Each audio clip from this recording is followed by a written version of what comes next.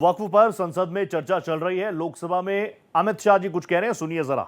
सुबह से जो चर्चा चल रही है उसको मैंने बारीकी से सुना है। मुझे लगता है या तो निर्दोष भाव से या तो राजनीतिक कारणों से ढेर सारी भ्रांतियां कई सदस्यों के मन में भी है और कई सारी भ्रांतियां सदन के माध्यम से, आपके माध्यम से पूरे देश भर में फैलाने का प्रयास भी हो रहा है। बिल पर चर्चा का जवाब तो माननीय रिज्जू साहब देंगे। मैं कुछ बातें यहां रखी है, इसको मेरी समझ के हिसाब से क्लैरिफाई करने का जरूर प्रयास करूंगा। ये वक्त एक अरबी शब्द है। वक्त का इतिहास मान्यवर कुछ हदीसों से जुड़ा हुआ मिलता है और आजकल जिस अर्थ में वक्त शब्द का प्रयोग किया जाता है, इसका मतलब है अल्लाह के नाम पर संपत्ति का दान, पवित्र धार्मिक उद्देश्यों के लिए संपत्ति का दान। मान्यवर वक्फ का समकालीन अर्थ, अभी जो अर्थ हम समझ रहे हैं, वो इस्लाम के दूसरे खलीफा श्री उमर के समय में अस्तित्व में आया। एक प्रकार से इसकी आज की भाषा में व्याख्या करें तो वक्फ एक प्रकार का चैरिटेबल एंडोनमेंट है और जहां एक व्यक्ति संपत्ति, भूमि या मूल्यवान संपत्ति धार्मिक या सामाजिक भलाई के लिए दान करता है, बिना उसको वापस लेने के उद्देश्य से, वहां वक्फ की रचना करती। इसमें दान देता है, वो शब्द का बड़ा महत्व है। दान उस चीज का ही कर्ज किया जा सकता है जो हमारा है। सरकारी संपत्ति का दान मैं नहीं कर सकता, मान्यवर किसी और की संपत्ति का दान मैं नहीं कर सकता। दान उसी चीज का किया जाता है जो हमारा है। मान्यवर इसी विषय पर ये सारा जो बहस चल रहा है। भारत का जहां तक सवाल है, दिल्ली में सल्तनत काल के प्रारंभ में मुइज़्ज़ुद्दीन घोरी के समय पर पहली बार वक्फ अस्तित्व में आया। अंग्रेजों के जमाने में 1863 के धार्मिक दान अधिनियम से चलता था। बाद में चैरिटेबल प्रॉपर्टीज एक्ट 1890 से चला। उसके बाद 1913 में मुसलमान वक्फ वैलिडेटिंग एक्ट अस्तित्व में आया। तब तक ये सारी प्रक्रियाएं चैरिटेबल एक्ट के तहत चलती थी। मान्यवर आजादी के बाद वही एक्ट को 1954 में वक्फ के केंद्रीकरण के लिए बदला गया। 95 में वक्फ न्याय अधिकरण और वक्फ बोर्डों की स्थापना की। अब ध्यान से सुनिएगा मान्यवर, वक्फ परिषद और वक्फ बोर्ड ये 1995 से आए। ये पूरा झगड़ा जो चल रहा है, आपने नॉन हिंदू को रख दिया और नॉन मुस्लिम को रख दिया, गैर मुस्लिम को रखा। वो झगड़ा वक्फ में दखल करने का है। पहले तो वक्फ में कोई गैर इस्लामिक सदस्य आएगा ही नहीं, ये स्पष्टता समझ लीजिए। ना मुतवल्ली गैर इस्लामिक होगा, ना वाकिफ गैर इस्लामिक होगा। मान्यवर वहां कोई प्रोविजन नहीं है। जो धार्मिक संस्थाओं का संचालन करते हैं उसमें कोई गैर मुस्लिम व्यक्ति रखने का प्रावधान किया भी नहीं है, हम करना भी नहीं चाहते हैं मान्यवर। इसलिए जो बड़े बड़े भाषण करते हैं कि समानता का अधिकार चला गया, दो धर्मों के बीच में समानता नहीं रही, मुसलमानों के धार्मिक अधिकारों के बीच में दखल खड़ी हो जाएगी, कुछ नहीं होने वाला मान्यवर। इस दृष्टि से देखें तो 1995 तक वक्फ की काउंसिल और वक्फ बोर्ड था ही नहीं, वो तो 95 से आया। और मान्यवर, ये जो भ्रम खड़ा किया जाता है कि ये एक्ट मुस्लिम भाइयों के धार्मिक क्रियाकलापों के अंदर, उनके दान की हुई संपत्ति के अंदर दखल करने का है, ये बहुत बड़ी भ्रांति फैलाकर माइनॉरिटी को डराकर अपनी वोट बैंक खड़ी करने के लिए किया जा रहा है। मान्यवर, कहां पर गैर मुस्लिम सदस्य रखे जाएंगे? परिषद में और वक्फ बोर्ड में। उसका काम क्या है?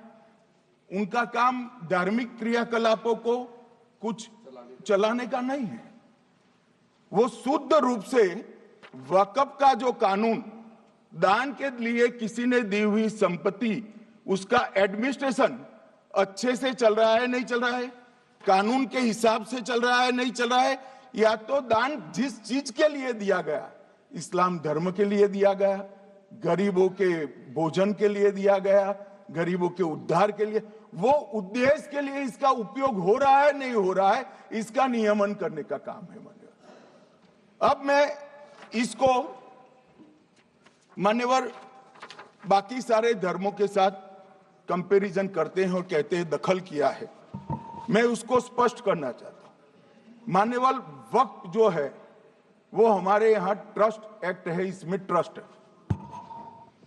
तो ट्रस्ट के अंदर जो ट्रस्ट को बनाते हैं वो ट्रस्टी होते हैं और एक मैनेजिंग ट्रस्टी होते हैं। वक्फ में वाकिफ होता है, वक्फ होता है और मुतवल्ली होता है। ये सारे इस्लाम के अनुयायी हैं मानो। अरे भाई, आप कह रहे हो, हम तो कह रहे हैं क्योंकि इसका वक्फ शब्द ही इस्लाम से आया है, इसलिए हम कह रहे हैं कि वक्फ वो ही कर सकता है जो इस्लाम का अनुयायी हो।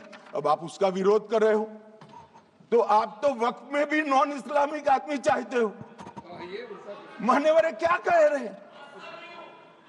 हम इसलिए कह रहे हैं कि वक्फ वो ही कर सकता है जो प्रैक्टिसिंग इस्लाम को प्रैक्टिस करता होगा, क्योंकि मान्यवर इसकी उत्पत्ति ही इस्लाम के सिद्धांतों से हुई। अब मान्यवर, वक्फ धार्मिक हुआ, वक्फ बोर्ड नहीं हुआ, वक्फ परिषद भी नहीं हुई। अरे सुनो भाई, मान्यवर, ट्रस्ट के अंदर ट्रस्टी जो होते हैं, जो चर्च होगा तो क्रिश्चियन होंगे, पारसी भी होंगे, पारसी के लिए वो ट्रस्ट होगा, तो हिंदू होगा तो वो हिंदू के लिए। अब चैरिटी कमिश्नर हम कहेंगे कि भाई मुस्लिम क्यों आया? मुझे बताओ, चैरिटी कमिश्नर एक्ट में मुसलमान चैरिटी कमिश्नर बन सकता है या नहीं बन सकता है? उसको ट्रस्ट नहीं चलाना है, उसको चैरिटी के कानून के हिसाब से वो ट्रस्ट चले, उसकी देखरेख करनी है। ये धार्मिक नहीं है, ये धर्म का काम नहीं है मान्यवर, ये एडमिनिस्ट्रेटिव वर्क है। और इसलिए तो फिर चैरिटी कमिश्नर हिंदू होगा तो वो क्रिश्चियनों के ट्रस्ट का कैसे देखरेख करेगा? चैरिटी कमिश्नर क्रिश्चियन होगा तो जैनियों के और हिंदुओं के ट्रस्ट का कैसे देखरेख करेगा? अब बताओ कि सारे ट्रस्ट के चैरिटी कमिश्नर अलग अलग बन, देश तोड़ दोगे आप लोग, तोड़ दोगे। हमने साहब, मैं अभी भी आपके माध्यम से, इस सदन के माध्यम से देश भर के मुसलमान भाइयों बहनों को कहना चाहता हूं, आपके वक्फ में एक भी नॉन मुस्लिम नहीं आएगा। ये एक्ट में ऐसा कोई प्रावधान नहीं। मगर जो वक्फ बोर्ड है और वक्फ परिषद है, उसका काम क्या है? वक्फ की संपत्तियां मान्यवर बेच खाने वाले लोगों को पकड़कर इसके बाहर निकालने का। वक्फ के नाम पर औने पौने दाम में संपत्तियों को 100 साल तक किराए पे देने वाले लोगों को पकड़ना है। वक्फ का जो पैसा होता है, इनकम जो गिरती जा रही है, जिसके माध्यम से माइनॉरिटी का विकास करना है, माइनॉरिटी को आगे बढ़ाना है, इस्लाम धर्म की सारी धार्मिक संस्थाओं को पुख्ता करना है। ये पैसा जो चोरी होता है ना, उसको पकड़ने का काम वक्फ बोर्ड वक्फ परिषद कर रहे हैं। और मान्यवर, वो चाहते हैं कि इनके राज में जो मिलीभगत चली वो चलती रहे। ये नहीं चलेगी, ये नहीं चलेगी। और मान्यवर, मैं आज आपको बताना चाहता हूं क्या स्थिति हुई है। मान्यवर, सबने कहा, रिपीटेशन भी होगा, परंतु मैं कहना चाहता हूं मान्यवर कि वक्फ के 2013 में जो अमेंडमेंट्स आए, अब बिल किरण भाई का है, मगर मैं कह सकता हूं कि वक्फ का 2013 का अमेंडमेंट न किया होता तो ये बिल लाने की शायद जरूरत न पड़ती। सब कुछ अच्छा चलता था, 14 में चुनाव आने वाला था, 13 में रातों रात तुष्टीकरण करने के लिए वक्फ कानून को एक्सट्रीम बना दिया गया। और मान्यवर, इसके कारण क्या हुआ? इसके कारण दिल्ली लुटियन की 123 वीवीआईपी संपत्ति कांग्रेस सरकार ने जब चुनाव मुहाने पर थे, 25 दिन दूर था, वक्फ को देने का काम कर दिया।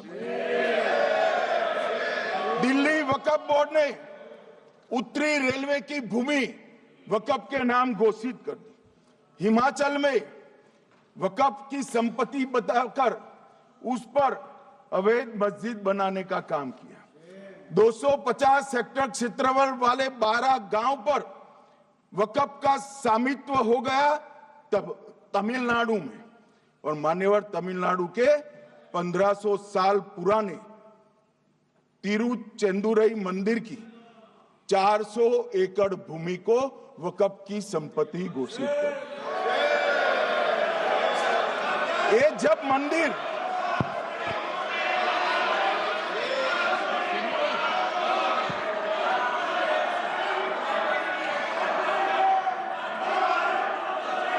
आपको मौका मिले जब अपनी बात कह देना, प्लीज बैठिए।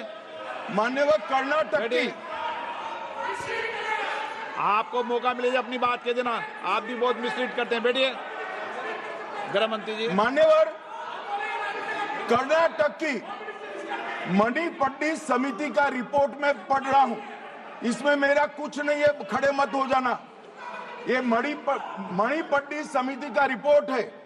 29,000 एकड़ भूमि वक्फ की बिजनेस के उपयोग के लिए किराए पर दे दी।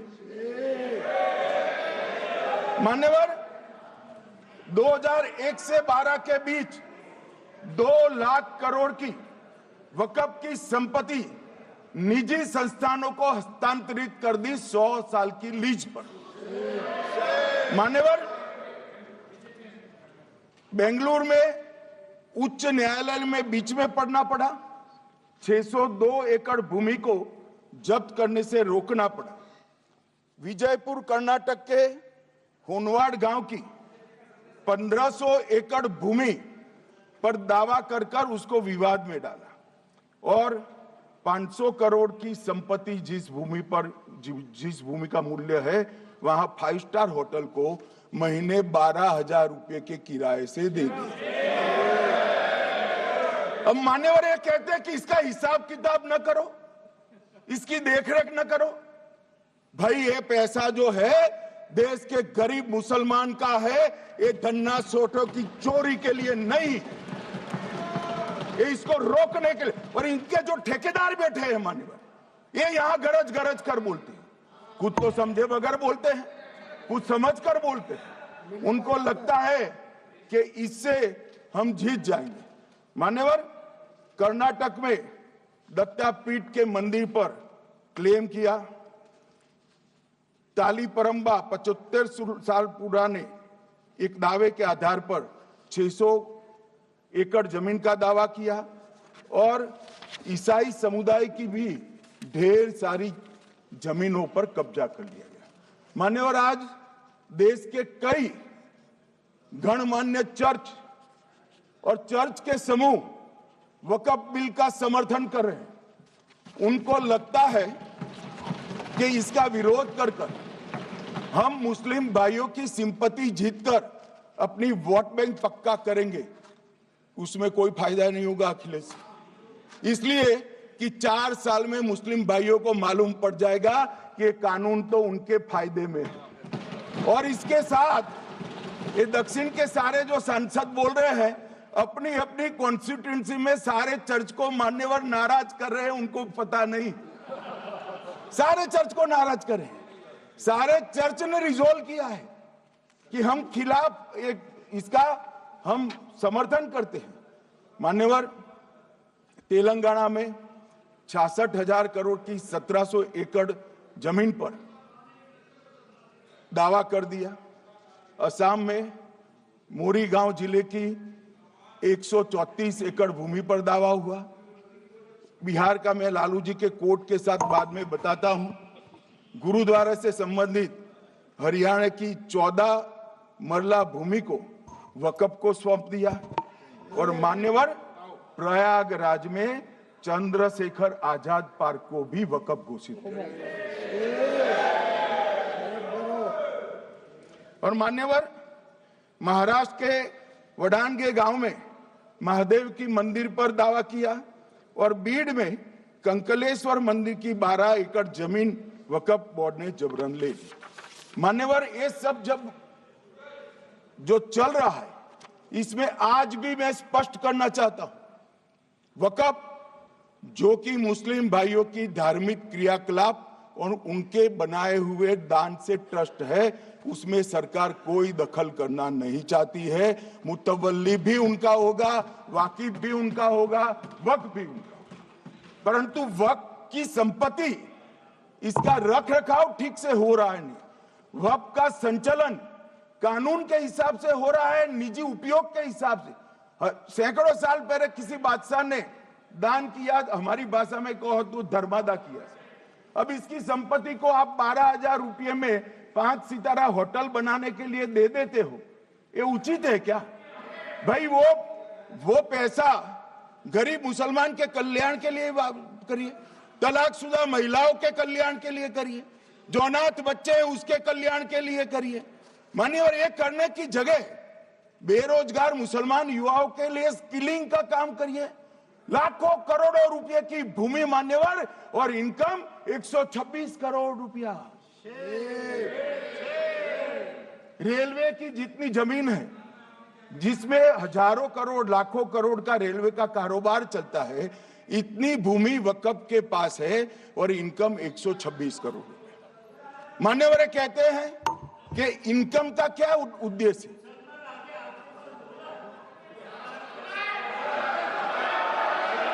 बैठ दो।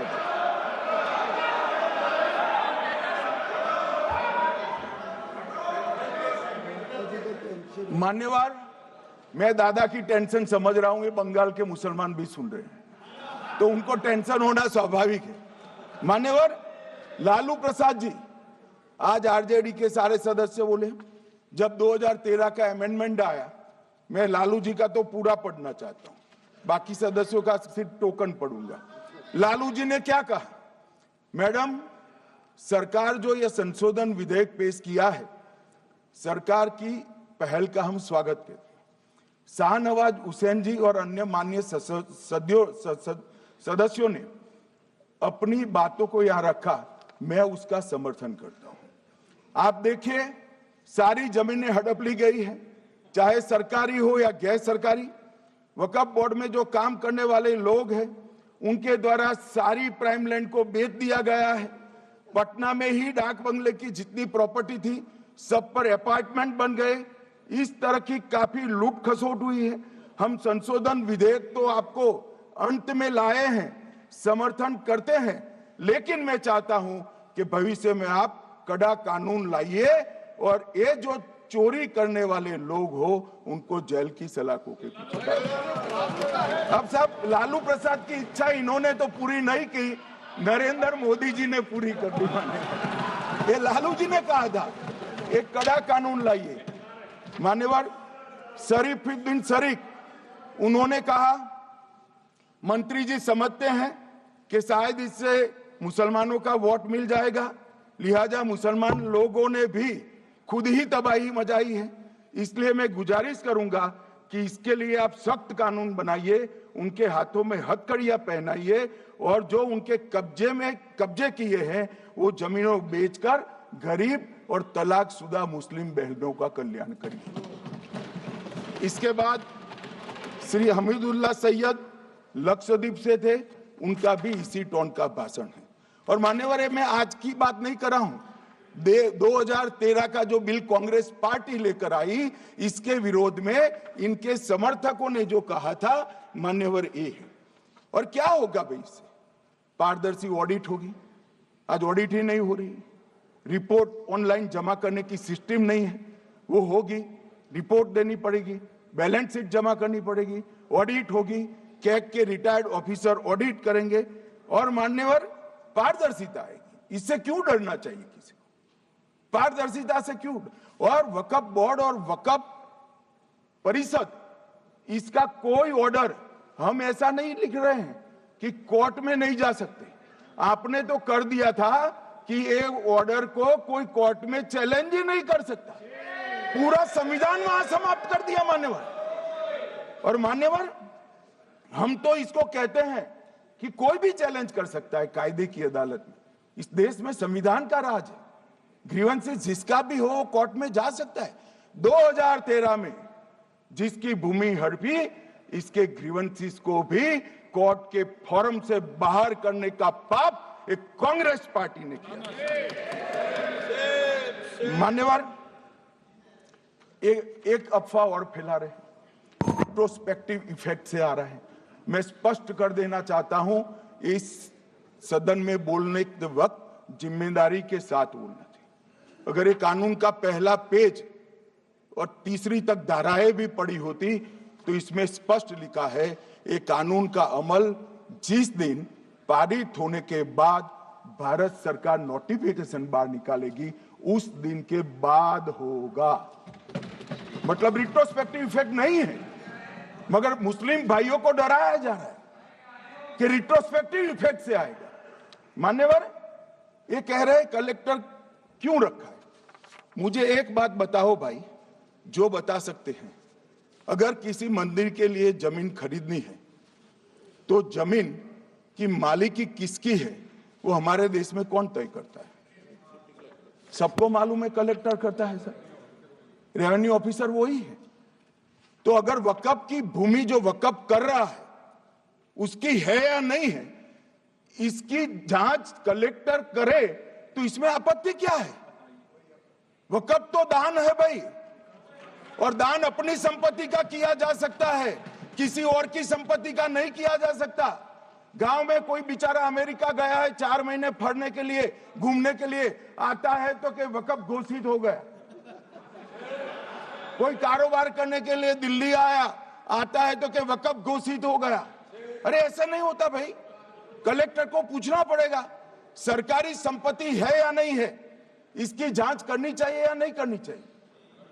ढेर सारे मंदिर बनते हैं, बने भी है, बनेंगे भी, ढेर सारे चर्च बने हैं, गुरुद्वारे बने हैं, सरकारी संपत्ति पर बन सकते हैं क्या? नहीं बन सकते मान्यवर।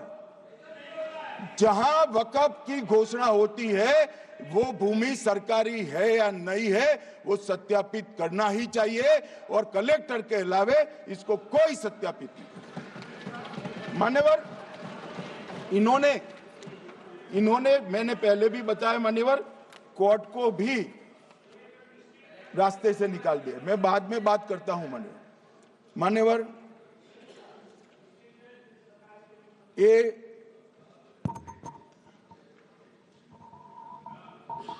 मान्यवर एक उपयोग के आधार पर वक्त की समाप्ति।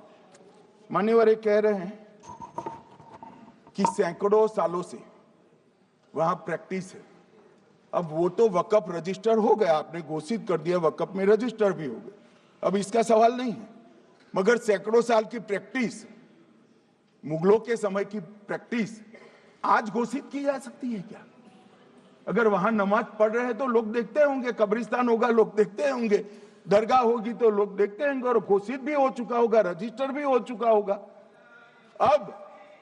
अब अगर आप वक्फ घोषित करना है तो उसको ऐसे नहीं कर सकते मान्यवर, अधिकृत करना चाहिए। मान्यवर, जो दूसरा सुधार लेकर आए किरण जी, वो ही है कि धारा 36 में वक्फ संपत्तियों को बिना किसी स्पष्ट प्रक्रिया से, मालिकी की प्रक्रिया से पंजीकृत नहीं किया जा सकता।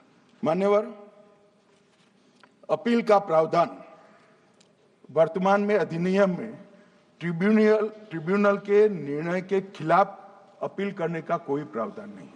ये दृष्टिभ्रम खड़ा कर रहे थे गोगाई जी कि हाईकोर्ट में जा सकते। हाईकोर्ट में सिविल सूट नहीं जा सकता, रीट के अधिकारों का उपयोग कर हाईकोर्ट में जा सकते। सिविल सूट में ज्यादा प्रोटेक्शन मिलता है मूल मालिक को। आपने सिविल सूट को खत्म कर दिया था। रीट के जुडिक्शन बहुत सीमित है, हम सब जानते हैं कि ये सीमित कर दिया गया था, आप भी जानते हो, मगर आपको वोट बैंक चाहिए। मान्यवर, ये हमारा स्पष्ट सिद्धांत है भारतीय जनता पार्टी की, मोदी सरकार का, कि वोट बैंक के लिए हम कोई कानून नहीं लाए। कानून न्याय के लिए होता है, कानून लोगों के कल्याण के लिए होता है। इन्होंने कहा कैसे कैसे कानून आए हैं, मैं बता देता हूं साहब। अभी कांग्रेस के महासचिव और माननीय सदस्य कह रहे थे क्या कानून आ रहे हैं सब, किस प्रकार के कानून आ रहे हैं। मान्यवर, इसी सदन में नरेंद्र मोदी सरकार ही महिलाओं को 33% आरक्षण का कानून लाया। इसी सरकार में पिछड़ों को संवैधानिक अधिकार दिया गया। मान्यवर, इसी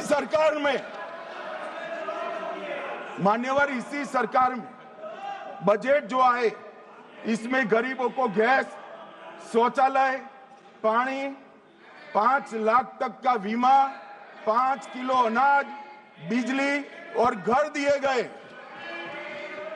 मान्यवर, और कन्वर्जन कानून की बात करते थे और हंसते हंसते कहते थे कर्नाटक सरकार कन्वर्जन कानून लेकर आई है।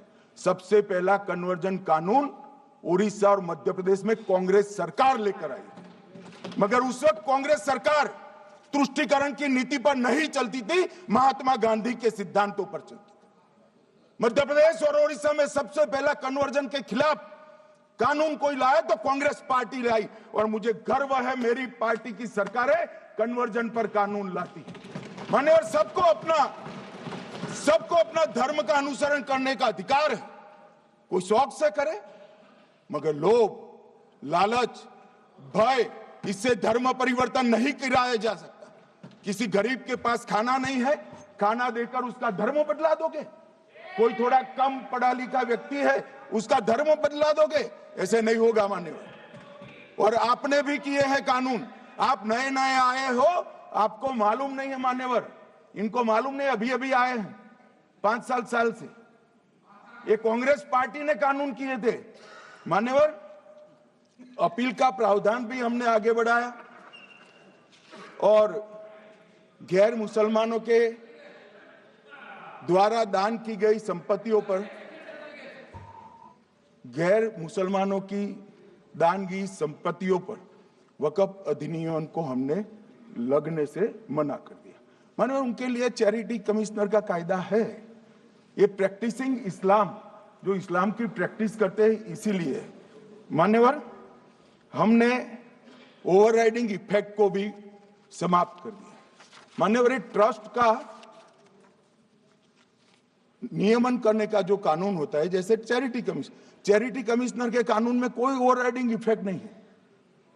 जहां क्लासेस आते हैं वहां ओवरराइडिंग इफेक्ट होती है। यहां ओवरराइडिंग इफेक्ट इसलिए देगी कि आप जिसकी संपत्ति हड़पी जाएगी उसको कोर्ट से जाने से रोकना चाहते थे, इसलिए ओवरराइडिंग इफेक्ट जो हमने मान्यवर निकाल दिया है। मान्यवर, एक ऐसी चर्चा लेकर आए कि चर्चा नहीं हुई। मैं आपको बताना चाहता हूं 2013 में जो अमेंडमेंट बिल आया, जिसके कारण ये बिल लाना पड़ा, वो बिल में कुल मिलाकर 5.4 घंटे चर्चा हुई थी, 5.5 घंटे दोनों सदन मिलाकर। और इस बिल में दोनों सदन मिलाकर 16 घंटे चर्चा हो रही है मान्यवर, 16 घंटे। इसके अलावे हमने डिमांड किया समिति बनाओ, समिति भी बनाई, 38 मीटिंगें हुई, 113 घंटे चर्चा हुई, 284 हितधारक बनाए गए। वक्फ बोर्डों की संख्या जो उपस्थित वक्फ बोर्ड भी हुए राज्यों के 25 हुए, राज्य सरकार के प्रतिनिधि 15 राज्य सरकारों के आए, सांसद 8 हुए, विधायक विधान परिषद 7 हुए और अध्ययन दौरे 3 किए गए और अल्पसंख्यक आयोगों को भी 5 बुलाया गया। ये सबसे 92.68 लाख करीब 1 करोड़ सुझाव देश भर से ऑनलाइन आए। इसकी मीमांसा कर ये कानून बना है। आप ऐसे इसको खारिज नहीं कर सकते हो पूरी प्रक्रिया को। आप जो कर रहे हैं 5.5 घंटे की प्रक्रिया, ये बहुत लोकतांत्रिक प्रक्रिया है और हम 16 घंटे चर्चा करते हैं कि चर्चा आपके अनुरूप चर्चा नहीं हो सकती। ये सदन में हर सदस्य बोलने के लिए स्वतंत्र है, कोई परिवार की यहां चलती नहीं है। ये तो जनता के नुमाइंदे हैं, किसी की कृपा से नहीं आए हैं। मान्यवर, वो जो दिल में है, जो जनता की आवाज है, वो रखेंगे। मान्यवर, एक सदस्य द्वारा कहा गया कि ये मिसलीडिंग है कि पुराने कानून में 2013 के जो अमेंडमेंट्स थे उसमें अपील का प्रोविजन था। अब मैं कहना चाहता हूं 83(9) उसमें अधिकरण द्वारा किए गए किसी भी विनिश्चय का आदेश विरुद्ध, चाहे वो अंतरिम हो या फाइनल, इस पर अपील नहीं हो सकती। इसका मतलब अपील का प्रोविजन आपने रखा ही नहीं था। सिविल न्यायालय, राजस्व कोर्ट और अन्य प्राधिकरण उसके अधिकार क्षेत्र पर भी प्रतिबंध लगा दिया और सरकारी अधिसूचना जो बाद में वक्फ बोर्ड और वक्फ परिषद के एडवाइस से होगी, इसको भी कोई चुनौती नहीं दे सकता। मान्यवर, मुझे ये बताओ कि अभी अभी फैशन है संविधान लहराने की। ये संविधान के हिसाब से सरकार का या किसी भी निजी संस्था का कोई भी फैसला मान्यवर कायदे की कोर्ट से बाहर कैसे हो सकता है? कोई भी फैसला हो, ये देश की अदालत वो फैसले तक रुचि नहीं रखेगी। नागरिक ग्रीवेंसेस लेकर कहां जाएंगे? जिसकी भूमि हड़प कर ली गई वो कहां जाएगा? ऐसा नहीं चलेगा। आपकी वोट बैंक के लिए आपने किया था, हम खारिज कर रहे हैं, ऐसा नहीं चलेगा। अदालत में जाइए, जिसको ग्रीवेंसेस है आइदर और साइड से, और अदालत न्याय करेगी। न्याय के लिए तो अदालतें बनी हैं। और मान्यवर, यहां एक सदस्य ने कह दिया माइनॉरिटी इस कानून को स्वीकार नहीं करेगी। क्या धमकाना चाहते हो भाई? संसद का कानून है, सबको स्वीकार करना पड़ेगा। स्वीकार नहीं करेंगे मतलब क्या है? कैसे बोल सकते हैं कोई हम कानून को स्वीकार नहीं करेंगे? एक कानून भारत सरकार का है, हर एक पर बंधन करता होगा और इसको स्वीकार करना पड़ेगा। मान्यवर, ये हमने तो खैर वक्फ को छेड़खानी नहीं की। वक्फ बोर्ड और वक्फ परिषद के अंदर बदलाव किया है, मगर वक्फ के लिए भी क्या क्या जजमेंट आए। सैयद फजल पुकोया थंगल बनाम भारत संघ 10/11/28 को केरल उच्च न्यायालय ने उन्होंने कहा वक्फ बोर्ड एक स्टैट्यूटरी बॉडी है, यह मुस्लिम समुदाय का प्रतिनिधि निकाय नहीं है। इसका फंक्शनिंग मान्यवर एडमिनिस्ट्रेटिव है। धार्मिक क्रियाकलापों को तो वक्फ ने करना है, चाहे कब्रिस्तान हो, चाहे दरगाह हो, चाहे मस्जिद हो, चाहे चैरिटी का काम, वो वक्फ बोर्ड को नहीं करना है भाई। ये केरल हाईकोर्ट ने किया। इलाहाबाद हाई कोर्ट ने भी, उसने तो मुतवल्ली तक भी कहा, अगर हम मुतवल्ली तो जो धर्म का है वही रखेंगे।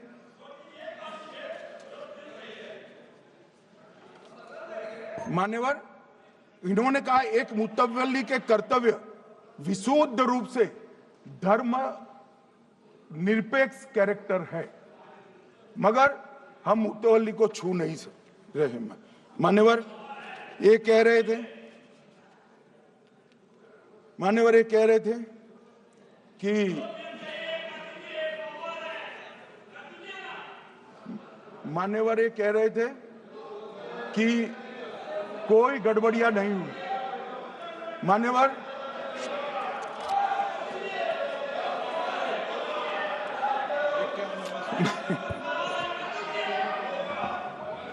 मान्यवर 2013 में अन्यायी कानून आया। भाई करने, थोड़ा शांत हो जाइए। ये 26 के कारण डरे हुए हैं और कुछ कारण नहीं। चुनाव जो है ना अक्टूबर में, 25 में जो चुनाव है इसके कारण डरे। मान्यवर भाई बैठ जाओ।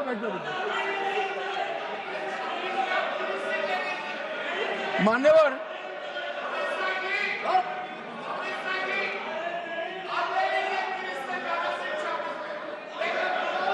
बैठ जाओ। बंगाल में आकर कहूंगा ये राजनीतिक हिसाब किताब का अखाड़ा नहीं है, छाती पर ठोक कर कहूंगा ज्यादा सिखाएंगे।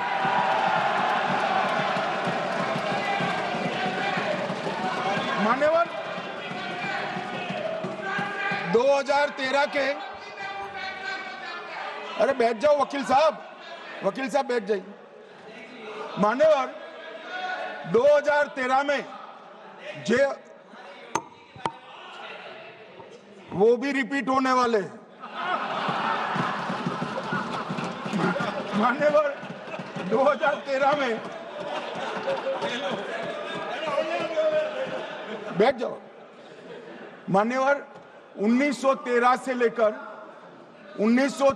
लेकर 2013 तक, 1913 से 2013 तक वक्फ बोर्ड का कुल एकड़ में भूमि सब वक्फ का मिलाकर 18 लाख एकड़ था। मेरी विनंती है सभी सदस्य इसको ध्यान से सुनिए।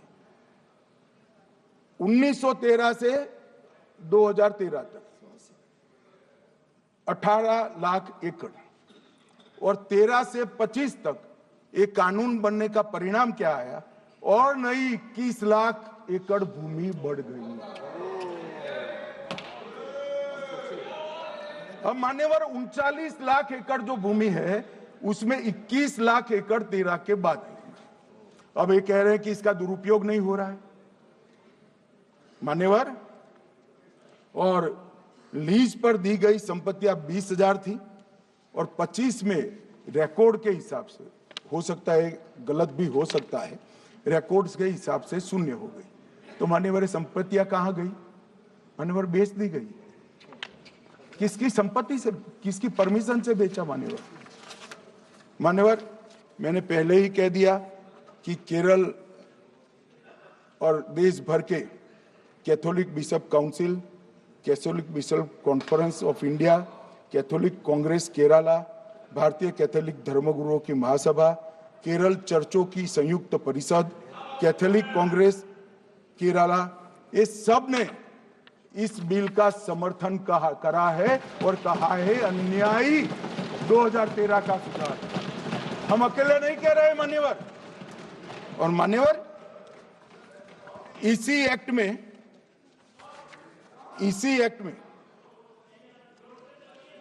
हमने एक बात कही कि जो योगदान था वक्फ बोर्ड का वो 7% से घटाकर 5% कर दिया। मान्यवर अब ये जो कह रहे हैं ये मुसलमान भाइयों के हित में कह रहे हैं, जिसका विरोध कर रहे हैं, या अहित में? अगर 7 से 5% हमने कम किया तो ये कहां जाएगा? वो वक्फ में रहेगा। वक्फ बोर्ड का कम किया है जो मस्जिद चल रही है उसको हमने 2% बढ़ाया है। ये उल्टा समझ रहे हैं मान्यवर। ये बिल जमीनों की सुरक्षा प्रदान करेगी मान्यवर। किसी की जमीन अब घोषणा मात्र से वक़्फ नहीं बनेगी, उसको प्रोटेक्शन मान्यवर। पुरातत्व विभाग और एएसआई की जमीन को हम सुरक्षा देंगे।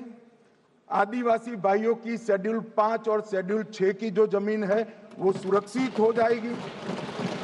निजी संपत्ति जो आम नागरिकों की है वो भी सुरक्षित हो जाएगी। और वक़्फ करने के लिए स्वामित्व को दान तो साहब अपनी संपत्ति का ही कर सकते हैं, गांव की संपत्ति का दान नहीं कर सकते।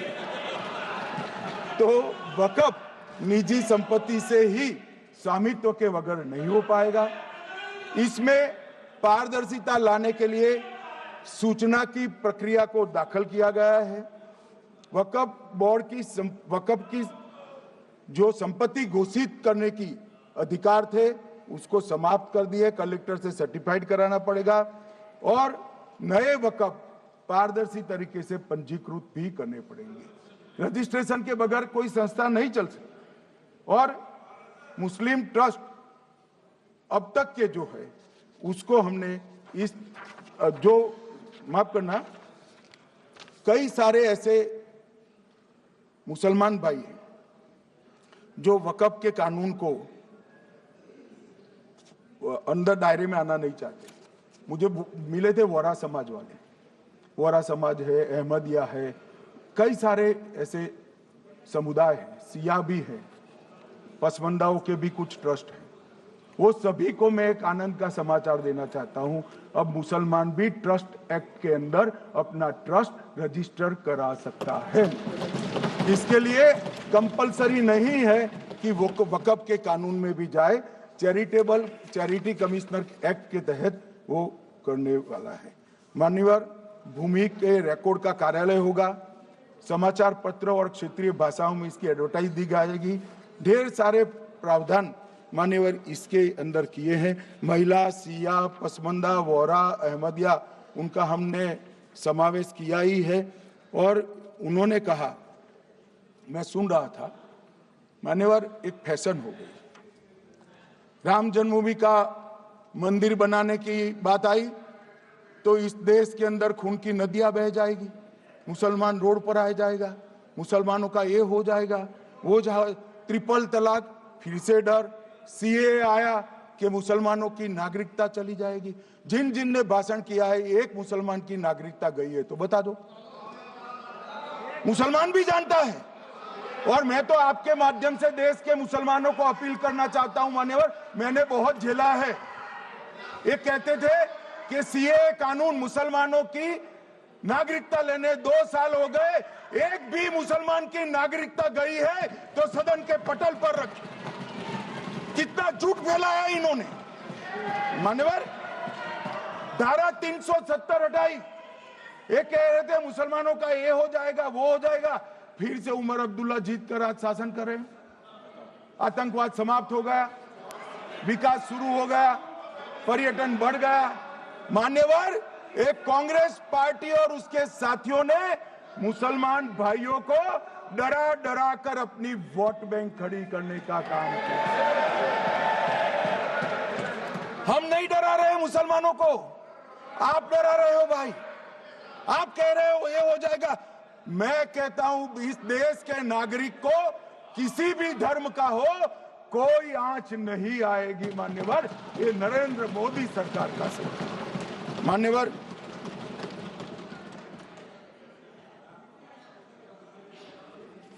इनको मान्यवर ना पिछड़ों की चिंता है ना मुसलमानों की। ये सालों से जातिवाद और तुष्टीकरण इसके आधार पर काम करते हुए आए हैं और जातिवाद और तुष्टीकरण की राजनीति कर कर अपने परिवार की पॉलिटिक्स को आगे बढ़ाए हैं। मगर 2014 से मान्यवर जातिवाद तुष्टीकरण और परिवारवाद को एक साथ नरेंद्र मोदी ने समाप्त कर विकास की राजनीति इस देश में प्रस्तावित की।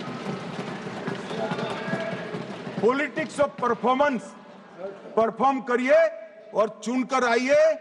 3 टर्म मोदी जी को चुना है और 3 टर्म भारतीय जनता पार्टी की सरकार रहने वाली है।